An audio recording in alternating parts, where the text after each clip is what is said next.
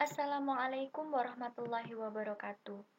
Perkenalkan, nama saya Aulia Puspita dari Prodi Pendidikan Guru Madrasah Ibtidaiyah 3B, Fakultas Tarbiyah dan Keguruan, UIN Sunan Ampel, Surabaya. Pada kesempatan kali ini, saya akan menjelaskan tentang dasar dan tujuan pendidikan Islam.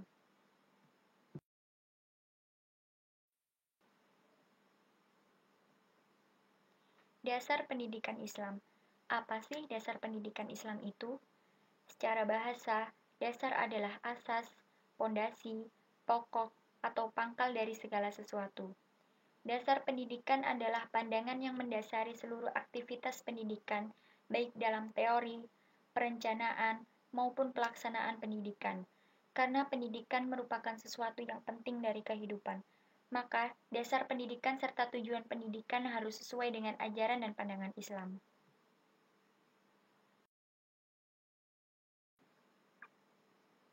Dasar pendidikan Islam yang pertama adalah Al-Quran. Al-Quran membahas berbagai aspek kehidupan manusia, dan pendidikan adalah salah satu aspek terpenting yang dibahas di dalam Al-Quran. Setiap ayatnya merupakan bahan baku yang diperlukan umat manusia. Hal itu tidak aneh mengingat Al-Quran merupakan kitab hidayah, dan seseorang memperoleh hidayah tidak lain karena pendidikan yang benar serta ketaatannya. Yang kedua adalah sunnah. As-sunnah ialah perkataan, perbuatan, ataupun pengakuan Rasul Allah Subhanahu wa Ta'ala. Yang dimaksud dengan pengakuan itu adalah kejadian atau perbuatan orang lain yang diketahui oleh Rasulullah Shallallahu Alaihi Wasallam, dan beliau membiarkan saja kejadian atau perbuatan itu berjalan. Selain itu, as-sunnah adalah bentuk penafsiran dari Al-Quran itu sendiri. Beberapa bagian yang terdapat dalam Al-Quran yang tidak dipahami dapat ditafsirkan di as-sunnah ini. Para ulama menyatakan bahwa kedudukan sunnah terhadap Al-Quran adalah sebagai penjelas.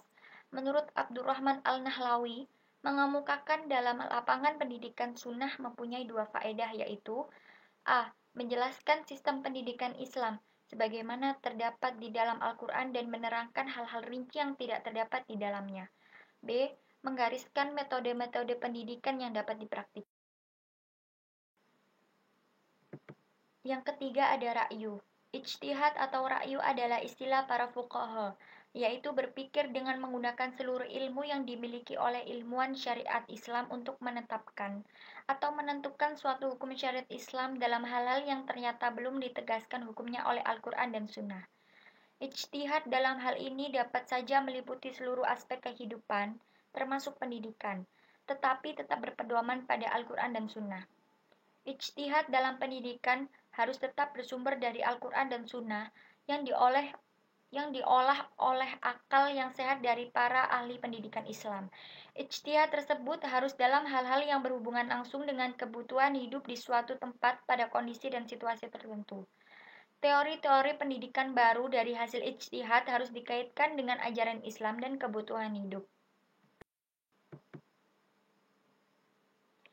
Tujuan pendidikan Islam.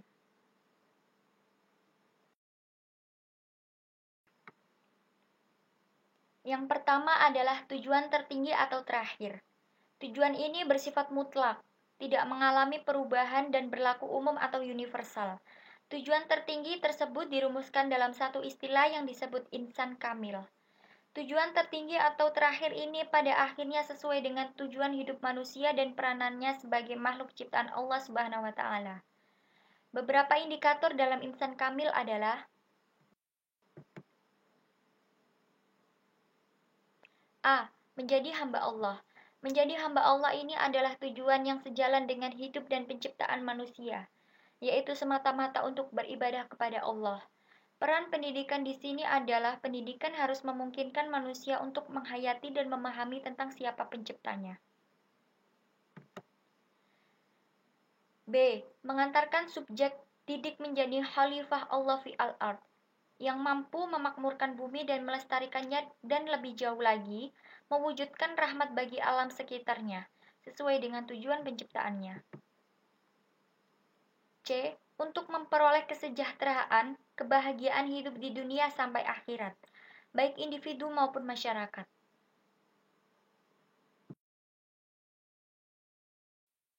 Yang kedua adalah tujuan umum.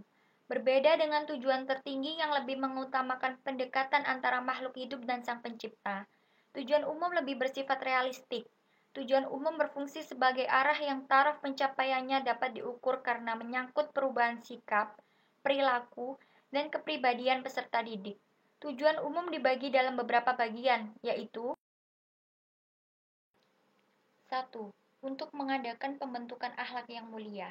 Kaum muslimin dari dahulu kala sampai sekarang setuju bahwa pendidikan akhlak adalah inti pendidikan Islam dan mencapai akhlak yang sempurna adalah tujuan pendidikan yang sebenarnya. 2. Persiapan untuk kehidupan dunia dan kehidupan akhirat.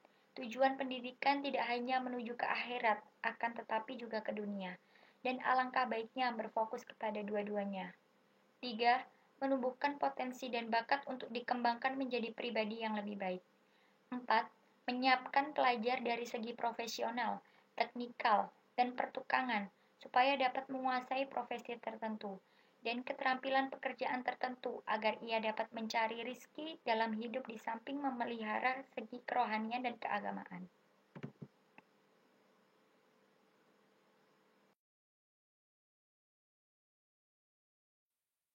Selanjutnya adalah tujuan khusus. Tujuan khusus adalah pengkhususan dari tujuan-tujuan sebelumnya. Tujuan khusus bersifat relatif, sehingga dimungkinkan untuk diadakan perubahan di mana perlu sesuai dengan tuntutan dan kebutuhan, selama tetap sesuai dengan tujuan tertinggi dan tujuan umum. Tujuan khusus memiliki beberapa poin-poin. Yang pertama, memperkenalkan kepada generasi muda akan akidah Islam, dasar-dasarnya, asal-usul ibadah, dan cara-cara melaksanakannya dengan betul, dengan membiasakan mereka beribadah dengan baik dan benar sesuai ajaran dan menjalankan syiar-syiar Islam. Yang kedua, menumbuhkan kesadaran yang betul pada diri pelajar terhadap agama dan Sang Pencipta. Yang ketiga, menanamkan keimanan kepada Allah pencipta alam, kepada malaikat, rasul-rasul, dan hari kiamat berdasarkan pada paham kesadaran dan perasaan. Yang keempat, menanamkan iman yang kuat kepada Allah pada diri mereka, perasaan keagamaan, semangat keagamaan, dan akhlak pada diri mereka, dan menyuburkan hati mereka dengan rasa cinta, zikir, takwa, dan takut kepada Allah Subhanahu wa Ta'ala. Yang kelima, membersihkan hati mereka dari rasa dengki, hasad, iri hati, benci, kekerasan, egois, tipuan, khianat, nifak, serta perpecahan dan perselisihan. Nauzubillah min dzalik. Dan yang terakhir adalah tujuan sementara. Tujuan sementara pada umumnya merupakan tujuan-tujuan yang dikembangkan dalam rangka menjawab segala tuntutan kehidupan. Karena itu, tujuan sementara itu bersifat kondisional, tergantung faktor di mana peserta didik itu tinggal atau hidup. Tujuan sementara itu merupakan tujuan yang akan dicapai setelah anak didik diberi sejumlah pengalaman tertentu yang direncanakan dalam suatu kurikulum pendidikan formal. Sekian penyampaian materi dari saya. Kurang lebihnya mohon maaf. Wassalamualaikum warahmatullahi wabarakatuh.